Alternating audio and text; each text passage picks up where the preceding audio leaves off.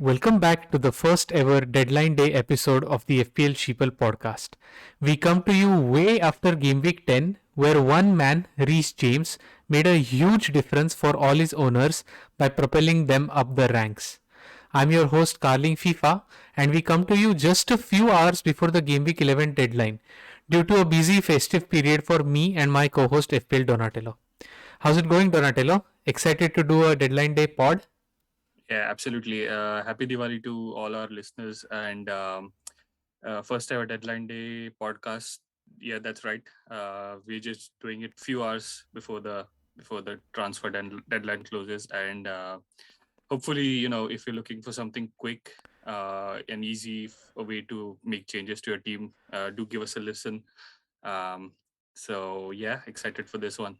Yeah, me too. So, yeah, as you said, we'll do like a compressed version of what we normally do and just give Mhm. you the real bullet points of the type of changes that people are looking at Yeah. this week. So, yeah, so just let's get into the agenda for this week's episode.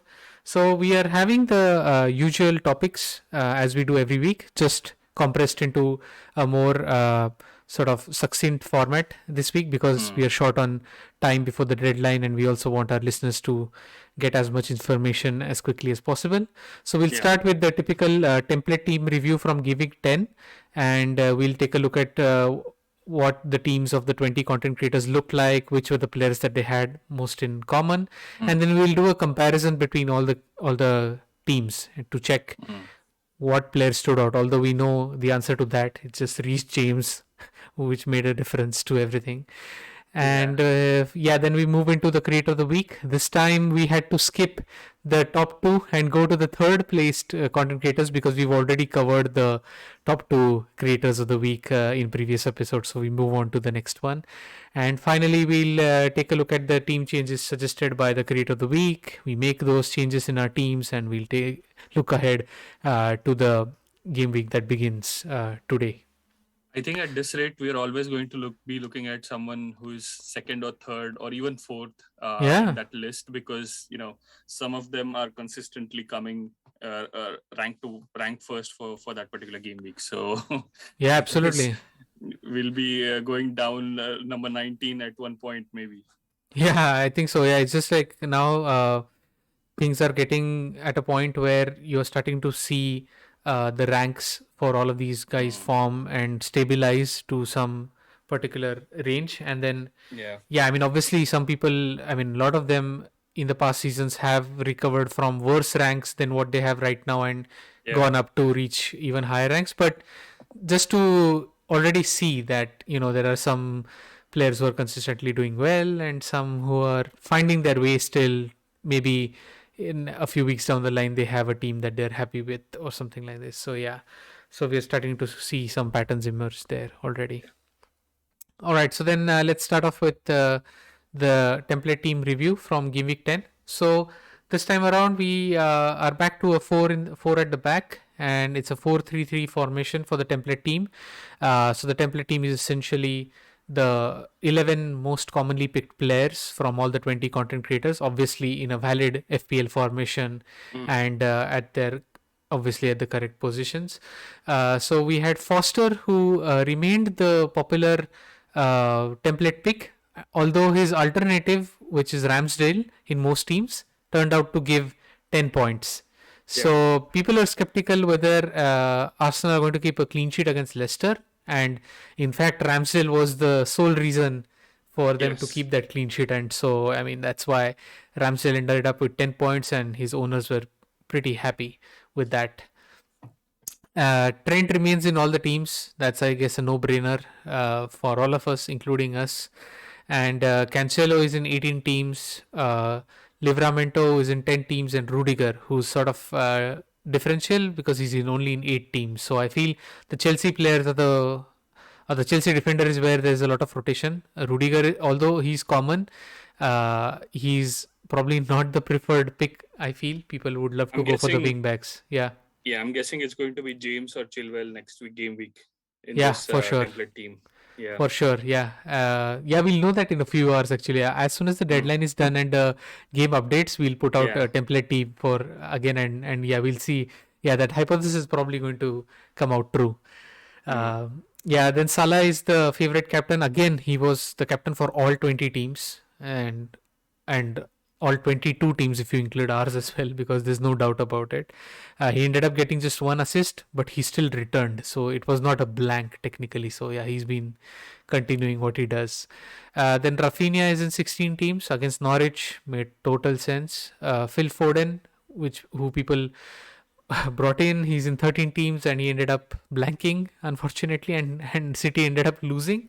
So, yeah, there you go. FPL, that's typical FPL. You get in a player who's in hot form, and a lot of players start owning him, and then suddenly this guy just blanks. Well, So, like to in this template team, I think it's only Rafinha who's like delivered. Everyone else pretty much blanked except Rudiger and Livramento, maybe because they got clean sheets. yeah, But in terms of like attacking returns, it's only Rafinha and that's Salah with true. that assist. So otherwise, this template team was. I don't think this team gets around even 40 or 50 points. So Yeah, that's true. I mean, yeah, that's a very good point. I think maybe from next time, we will try to have the points that a template team would have gotten. Maybe that gives us an yeah. idea about how bad the template is compared to what the potential could have been for that game week. So yeah, Yeah. that's a good point. Yeah. We'll put that information up from next time round. Could be super useful for us to analyze.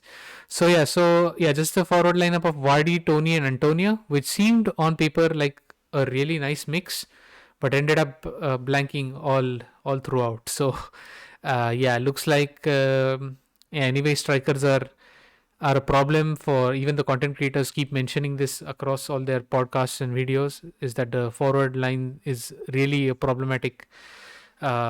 problematic thing for all of them, because I mean, nobody's returning. There's not a single forward who's like bang on, and especially having three of them and they all blank, it's just bizarre to have that. Totally. So yeah, so that's the template team, and looks like we only had. I mean, for me, I still have 8 of the 11 players, and you seem to have only 6 of the 11 players from the template team. Yep. And I guess it didn't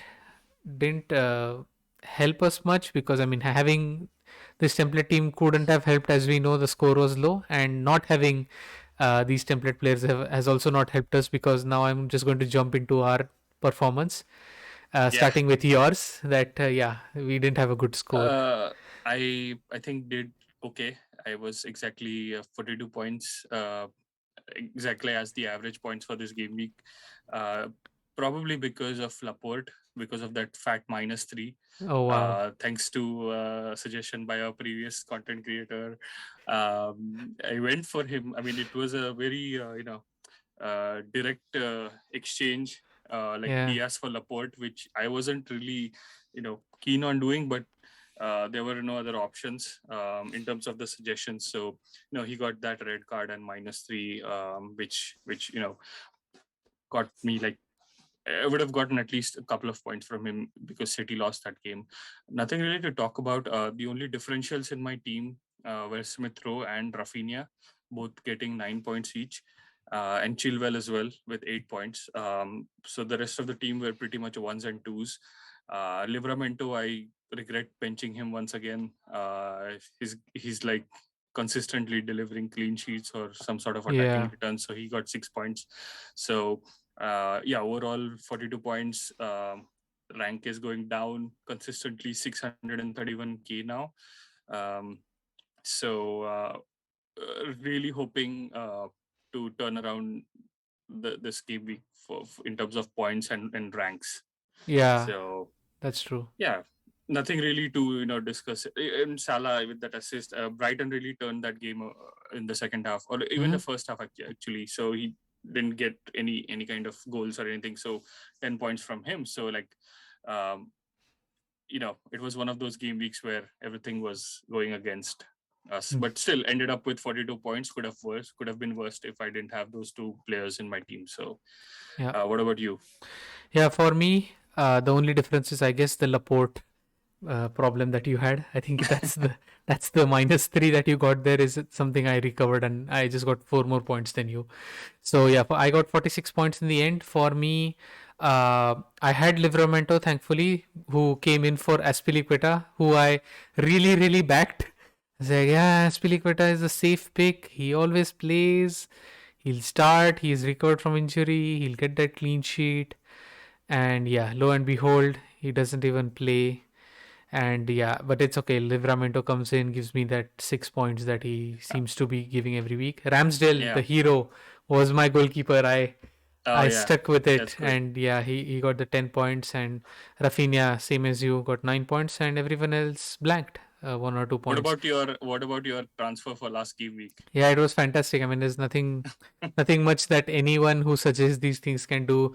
It's like I did the Saka to Mount transfer, thinking that Mount will start, but he got ill at the last moment, and what can you do? Lost 6 points on that one. So, I mean, so Saka got 6 points and Mount got nothing. So that's the 6 points I lost there.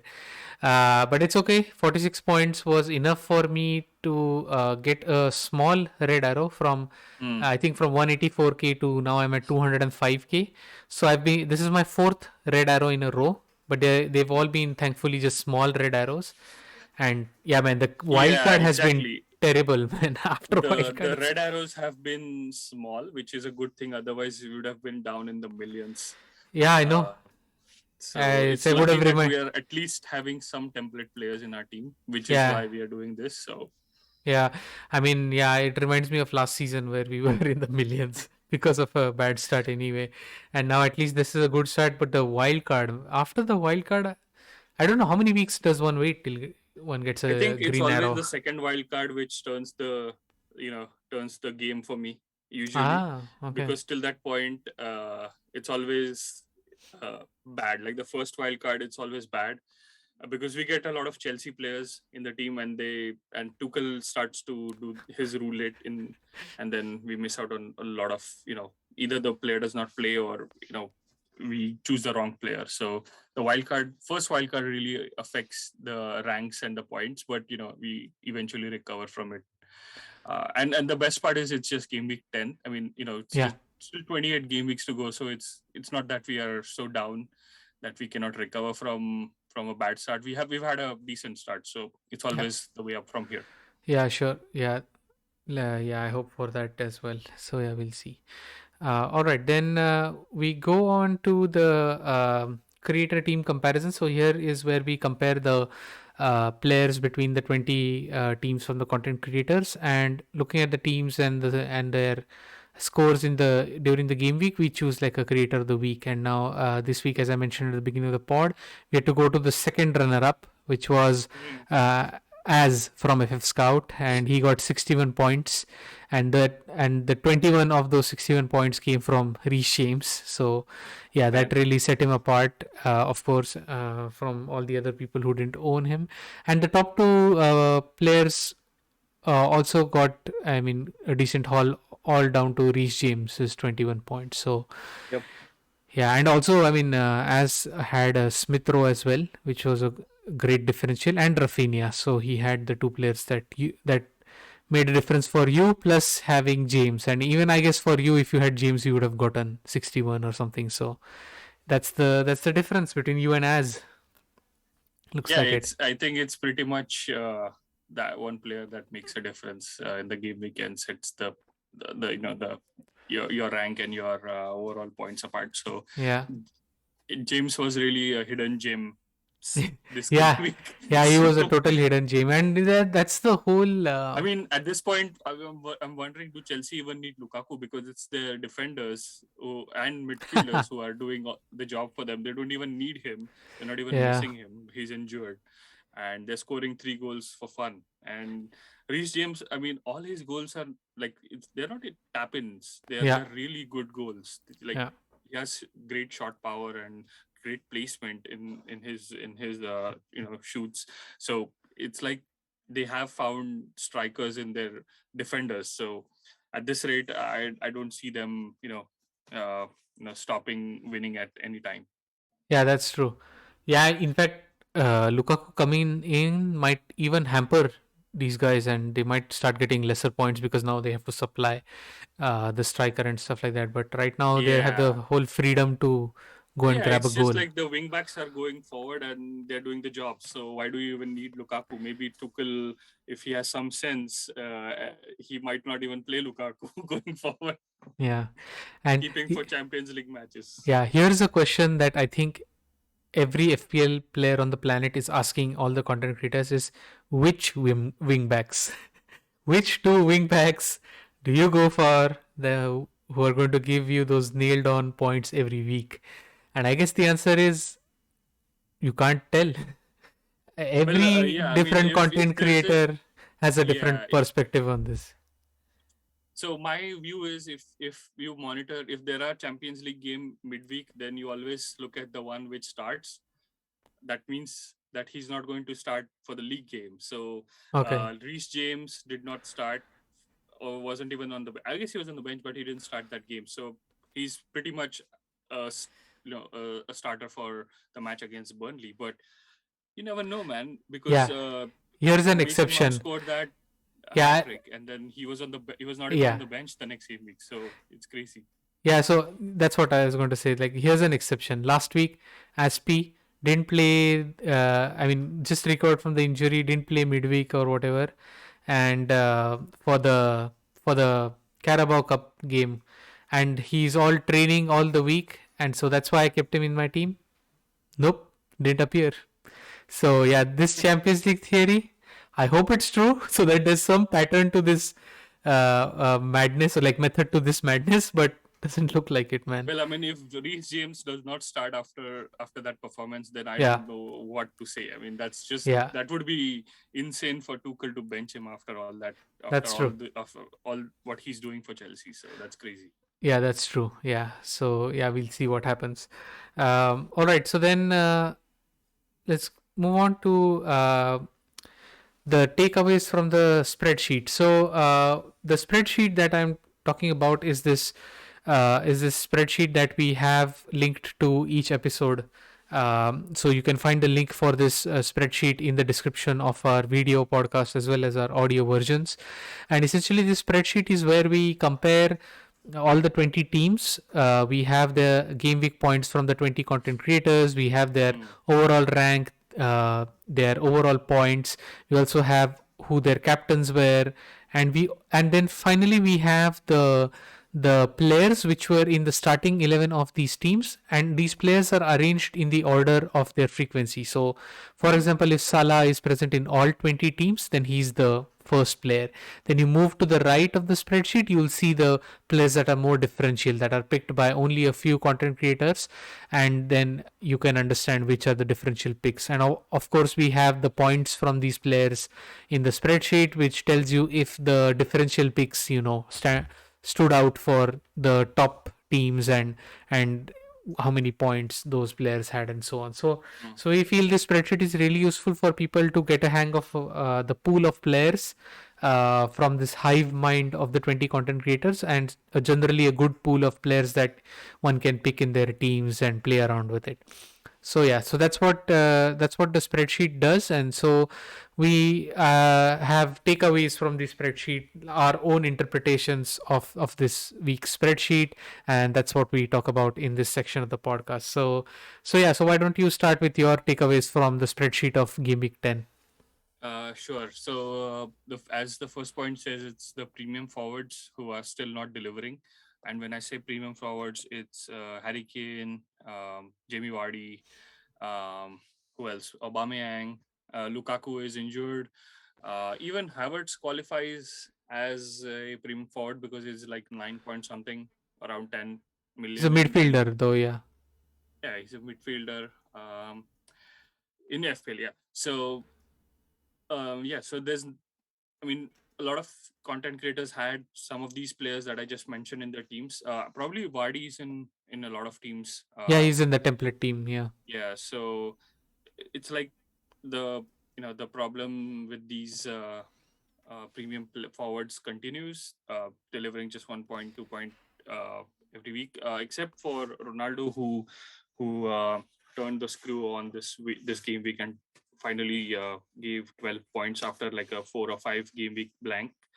Uh, so he was the only differential amongst the premium forwards this week. But yeah, again, the question comes in mind, whether do you want to invest so much money into the premium forwards, or do you want to have like a stronger midfield or a defense even, as because it's the defenders who are getting the points over the last couple of game weeks. So it raises that question. So something for me to think about.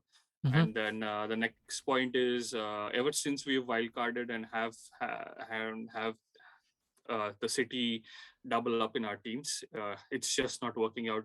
See, it's either they don't feature in the match, or either they're drawing, or they're leaving, like they're not allowing the clean sheet to happen. Or last match they just lost at home to Crystal Palace, which is just I mean, I wouldn't have thought in my dreams that they would have lost that easily to Crystal Palace, because it seems like Palace were in complete control. So Mm. again, the question is, whether do you want to have Diaz and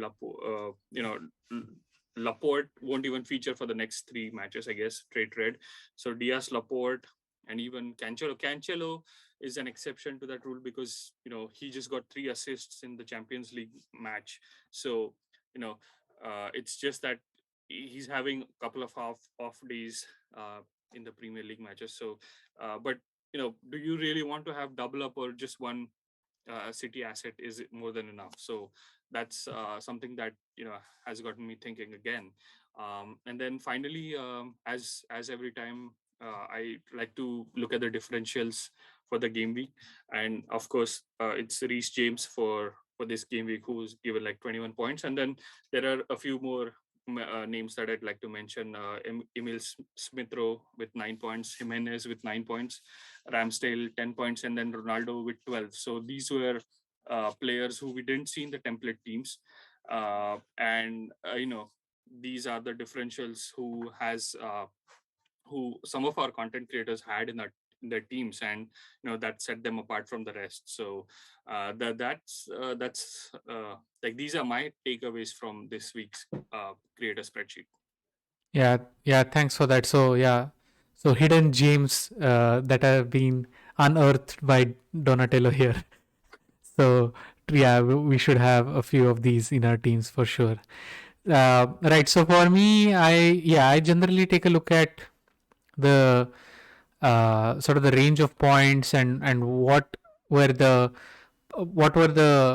picks that set the top players apart from the general average. So the range of points this time was between 34 and 71, and because of the James 21 pointer, I think the James was in only 4 teams, and Mm. that's what the top 4 teams in the, or rather the top 5 teams in the league, in our uh, spreadsheet, they had James. So it's those 21 points that made the range so wide. Otherwise, it would be like 34 to 50 or 52 if James would have blanked, for example. So that's not a large range. So it's just that one pick that made a difference. However, I would like to shout out FPL Tips, who's one of our content creators, who got 57 points without James. So clearly his other picks are quite strong. And imagine, I mean, if he had like a James instead of one of his defenders, and he would have then got a massive score. So I feel, yeah. So it was interesting for me to take a look at FPL Tips's team and Mm. which players he has. So because they were like the picks that did well despite, I mean, taking away the James factor, he had the best team Yeah. essentially. So yeah, it was very interesting for me to take a look at that team. Uh, Finally, I think I've realized that it's like, anyway, we are following like a template captain pick. All the 10 game weeks so far, we've done that. We've picked the most obvious template captain that has been suggested by at least the creator of the week and many others as well. So I feel that's been a good strategy, and I would like to continue following that. And I think it's this uh, it's this idea to try and fetch points with these 1 or 2 differential picks, like a James, like maybe a Chilwell, maybe like ESR, something like Mm. that. And if our and so that's what I'm going to try and look at least this week, Yeah. or Yeah. at least for the next few weeks, is these one or two differential picks that the creator of the week suggests, and maybe I can try and get these in my team for a couple of weeks or something like that. Um, Mm. so yeah, so that's one takeaway that I feel I should maybe start doing. And finally, I think it's also time to start mirroring teams with the higher ranks, because I feel now the ranks will settle, and I would like, even amongst the 20, I would like to take a look at the teams that are maybe in the top 5 or the top 10, and Mm. let's say take a look at the general players these top teams have in terms of overall rank, I mean, and see who they have, and try to start getting those picks in, because now I think things are going to settle. It's been 10 game weeks, and now we will start to have, I think, ranks that are more stabilized, as I said in the beginning. So yeah, I feel Time for the second wild card for you. no, no, no. It's time to be even more of a sheeple than before. But try Okay. to mirror only the ones who are doing better, so to speak. Anyway, yeah. So those are my takeaways for this game Yeah. week, and let's see Yeah. which ones I am able to follow for the next few weeks. Awesome. Yeah. All right. So then let's move on to the creator of the week. Yeah. So do you want to introduce our creator of the week? Yeah, sure. So as Carling said, we went for the second runner up this game week because the first two were already we featured them on the pod previously. So this week it's Chaz or Az Phillips from the FPL Black Box podcast. He's also a contributor to Fantasy Football Scout, and we've had him. Last year in the last season as well, so he's uh, legendary, one of the legendary, FPL managers. So he's been playing FPL for like 14 seasons now, and his best rank so ever has been 817, which is in the 2017-18 season. He's finished in the top 10K three times, top 50K four times, and top 100K three times. So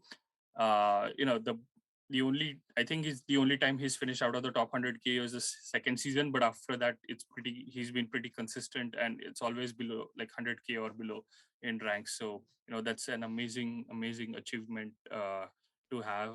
So it shows one thing: he's been pretty consistent throughout. Yeah. So it was always like a pleasure to have his suggestions on the pod and then review them and then implement them in our team. So um, as per as his transfer picks, um, Yeah. I'll. I think you should introduce Yeah. them because you are the Yeah. I'll do ones that. who listen to his podcast. Yeah. Yeah. Yeah. So yeah. Anyway, just before I go to those, I just want to say that, yeah, I mean, he's had some amazing game weeks, like 3 or 4 game weeks, that has propelled his rank from, I think he was somewhere in like 200K or something like that. Now he's 21K, Yeah, and it's like it's been like 3 or 4 weeks where he's not been the top in our spreadsheet every week, but he's been up there, and he's really been doing well, and finally he's at 21K already. So just onwards and yeah, upwards from here would be like anything's possible. So yeah, so it's really great, and I feel that last season he was the content creator that gave us the most sort of positive points. So his suggestions gave us mm, the most increase in points, like a net increase in points, and mm, yeah, that's why I always try to catch the FPL Black Box episode, try to listen to his opinions yeah, and see yeah, what he says. So yeah. So this week in the Black Box episode, they talked a lot about Spurs, as did many other content creators, because of the change in the manager at Spurs, with Antonio Conte in the building, and his ability to get the best out of strike partnership. I mean, he did amazing with Hazard and Costa, and then at Inter he was amazing with Lukaku and Lautaro, and so now it's obvious that he's probably going to do the same thing with Son and Kane. mm, So, and of course his ability to get the best out of wing backs, again, we go back to Marcos Alonso, and why he's an FPL legend is because of the season that he had with Conte. Ashraf Hakimi at Inter as the wing back. And so people are also, I mean, content creators, and especially as was talking about Time Reguilon. for I think it's time for Matt Doherty to be back in the FPL teams after what he did last year. Yeah, Matt Doherty as a right wing back under Conte. Yeah, that would be a sight if that happens and Yeah. stabilizes. But for sure, the left wing back is probably going to be an exciting place because the Reguilon is Yeah, anyway a Reguilon. maverick and amazing player. So yeah, so it's like Son, Kane, and Reguilon are the choices that people can pick from. But as recommends Son to be the most stable and the most exciting pick from these three, because Kane has not shown anything to us so far, and Reguilon, I mean, we still quite don't know if he's the nailed on left wing back who's going to be super attacking. So we wait and watch. But Son is tailor made. He was already performing well, and the change in manager might even help him become even better. So Son is Yeah. the player to go for from Spurs. Not necessarily this week, but maybe next week onwards for sure. Then the picks that as really liked and talked about quite a bit was Wilfried Zaha from Crystal Palace. So Crystal Palace have a decent fixture run, and if there was, I mean, there's Conor Gallagher, but he feels Zaha is the most preferred of them. According to him, then Raul Jimenez from Wolves is someone he also likes, and finally he recommended Ben Chilwell. Although he himself owns James, he recommended Chilwell to be a safer pick because he feels that Chilwell is sort of more nailed on than James in his left wing back position, and Reece James can be rotated with perhaps Aspilicueta in some weeks, as well as I think Chaloba in some weeks. So he feels that Chilwell is a safer pick if you want to go there, and he also likes Emil Smith Rowe, obviously, whom you highlighted earlier as well. He doesn't prefer Ivan Toney from Brentford because he feels he's not done enough, and he doesn't really rate him.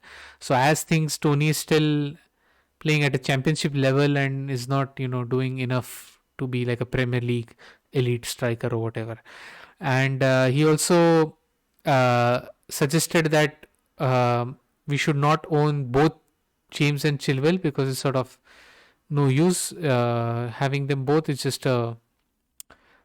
it'll be more painful than being you being at peace with your team. So he just recommends that not to double up on James and Chilwell, rather go for one or the other, and maybe then have a safer Chelsea defender as the second option or something.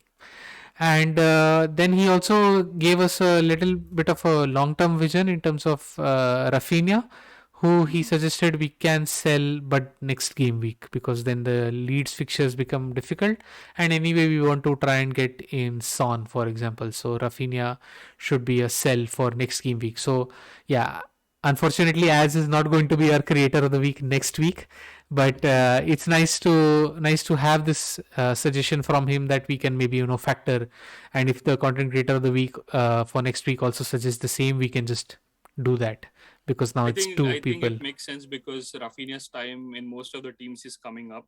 Yeah. He hasn't really delivered a lot this year. So if the fixtures are bad and with Leeds' current form, it always makes sense to replace him with someone with higher value or much in form, or better, someone who is in better form. So Yeah. that makes sense to me. Yeah, so these are his suggestions, and we took them all in, and let's see what are the changes we made to our teams. Starting with my team. So after bigging up Aspilicueta last week and talking about how safe and nailed he is, I went for Az's version of a safe pick, and I just have made one change with Aspilicueta to Chilwell.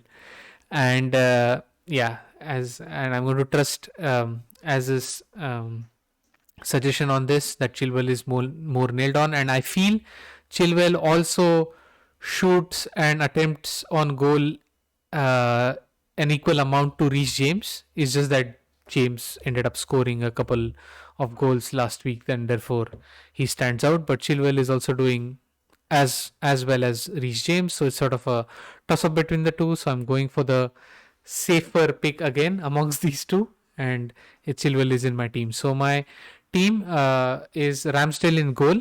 The hero remains in my team, and he's against Watford. I expect another clean sheet from him.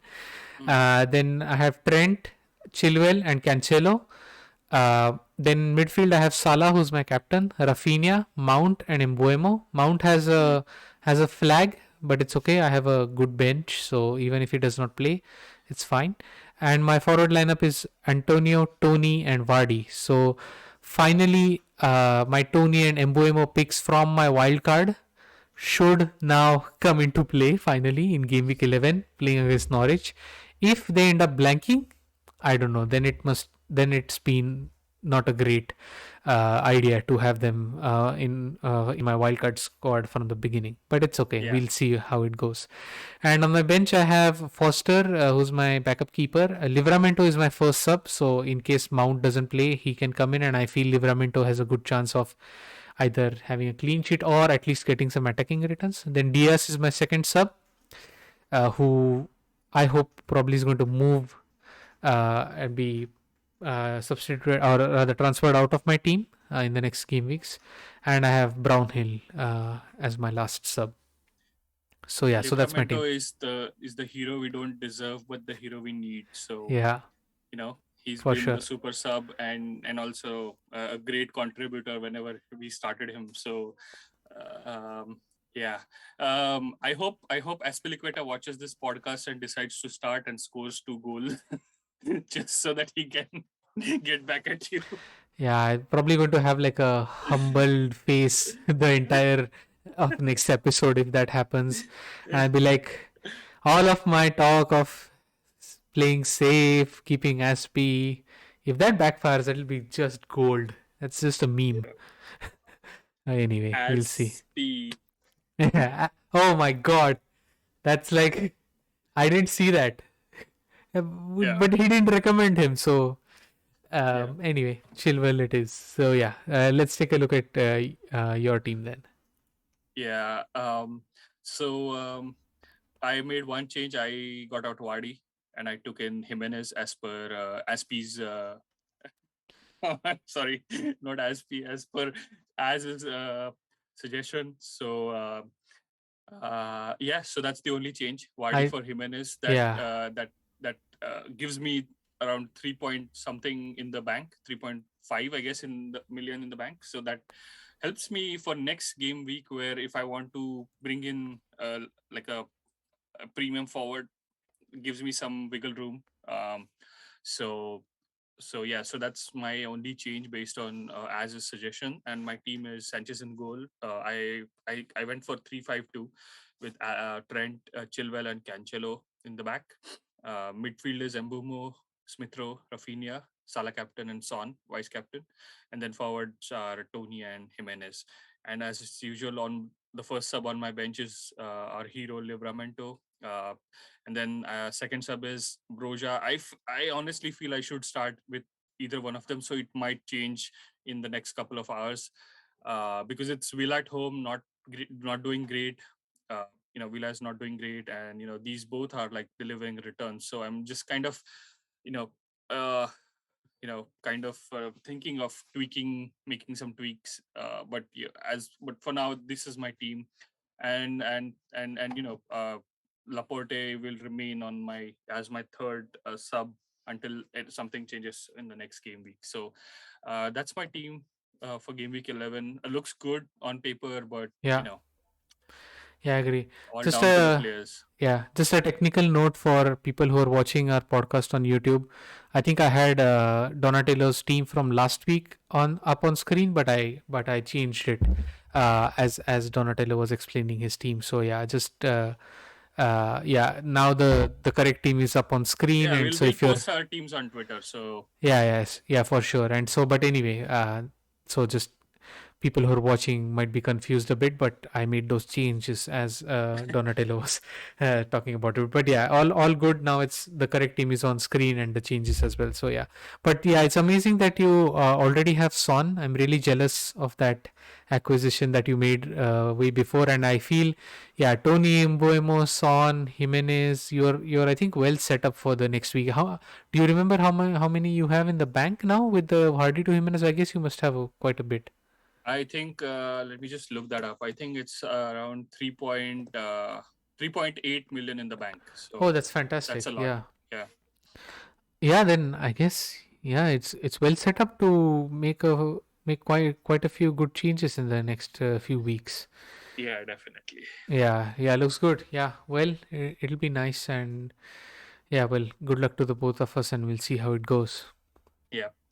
All right, then finally, just quickly, we are going to take a look at the fixtures from game week 11 and just discuss only a couple of key fixtures because we are making a shorter episode this time around.